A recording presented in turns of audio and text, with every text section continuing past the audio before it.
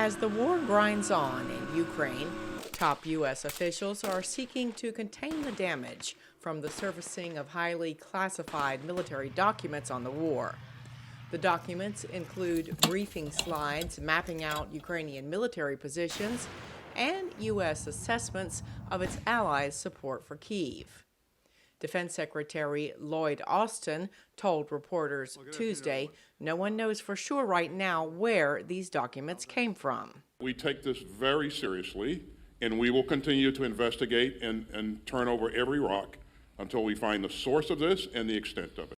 Asked whether Ukrainian President Volodymyr Zelensky should alter his plans for an expected spring counteroffensive against Russia, Austin had this to say.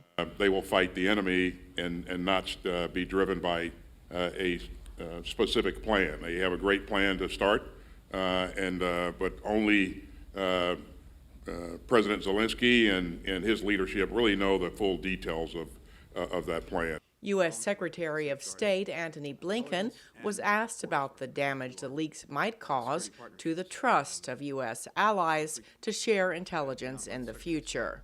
Let me just say, with regard to broadly allies and partners and these documents, we have engaged with allies and partners at high levels over the past days, including to reassure them about our own commitment to safeguarding intelligence and, of course, our commitment to our security partnerships. One of the more damaging leaks pertained to the U.S. and its ally, South Korea. One of the leaks was that the U.S. was apparently listening to conversations inside the South Korean government, trying to figure out were the South Koreans going to finally agree to sell ammunition to us that we could either directly give to Ukraine or that we could be used to replace what we gave to Ukraine. So it was this, in that case, I believe it was us